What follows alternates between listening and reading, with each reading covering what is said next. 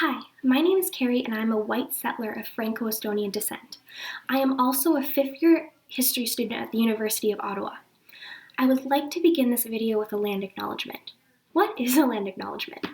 Land acknowledgements are not historical, as in they do not exist in the past tense. Colonialism is an ongoing process.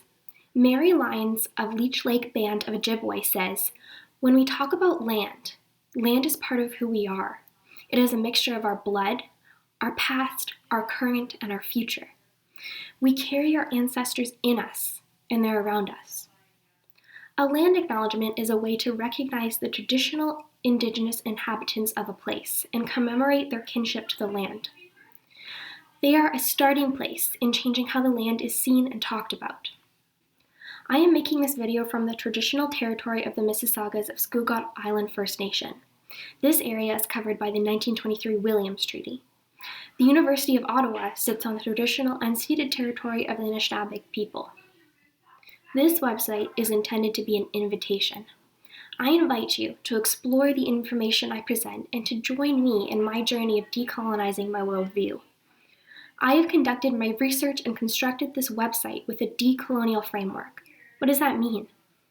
The SOAS at the University of London has a great resource which outlines what using a decolonial lens means. It means reevaluating the colonial structure of knowledge production, meaning the way that knowledge is produced, like through textbooks and research processes. It means recognizing that colonial legacy is structural, meaning it is ingrained in institutions like the government and universities. And finally, it means recognizing inequity in funding and capacity. For the purposes of this website, I applied my decolonial lens to colonial sources in order to find something closer to the truth. Some colonial sources that I look at as a historian include archives like baptism registries, personal records like diaries, and treaties. Some colonial sources that you may come across are newspaper articles, statements from the government, and many books. I also apply a feminist lens in my research and writing. What's feminism? Feminism is different for every person, and this forms the basis for the fundamental goal of feminism, which is the celebration of difference and the belief and subsequent actions and behaviors that follow that every person is equal, regardless of sex, gender identity, geopolitical situation, and socioeconomic place. In historical writing, gender topics are often overlooked and ignored. Much of the historiography surrounding women in the fur trade and colonial settlements takes for granted the existence of a gender binary and portrays women as conquered, or ignores them altogether. In this website, you will find that I don't regard women simply for their economic and reproductive value. I think about them as people. I have included aspects and questions in this website that are meant to hopefully change your thinking and open up new ideas. This website is meant to give a good framework of knowledge for someone who does not have historical background in the topic. We will be looking at treaties and acts and the implications that these had for Indigenous women. There is a brief timeline of treaties and acts in Canada below this video, but we will be using the big three legal events as a framework: the Royal Proclamation of 1763, Confederation in 1867, and the Indian Act of 1876. As a settler historian, I see it as my responsibility to educate fellow settlers about our country's colonial legacy. I find that most people want to learn, but they don't know where to start.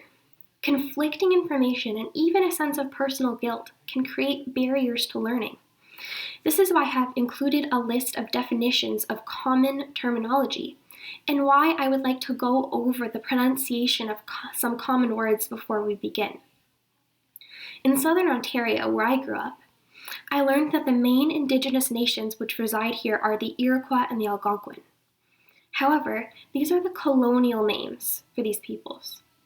The correct name for the Iroquois is the Haudenosaunee Confederacy, which means the people of the Longhouse. Again, the Haudenosaunee. The Haudenosaunee Confederacy comprises of Mohawks, Oneidas, Onondagas, Cayugas, and Senecas. The correct name for the Algonquin is the Anishinaabe, or the Anishinaabeg Nation. The Anishinaabe Nation represents 39 First Nations from Golden Lake in the east, Sarnia in the south, Thunder Bay and Lake Nipigon in the north. The Anishinaabe Nation includes the Ojibwe, Chippewa, Ottawa, Potawatomi, the Algonquin, Saulteaux, Nipissing, Mississauga First Nations, as well as some Ojibwe First Nations and Métis. Some other tricky words may be Indigenous, colonialism, Métis, Inuit, and assimilation. I hope that this website provides you with a good basis of information and answers some of your questions, but I hope that it leaves you with more questions than it answers. I encourage you to keep exploring using the sources I provided, and that you apply a decolonial and feminist framework to your research. Thank you, Miigwech, for watching this introduction and beginning your decolonial journey.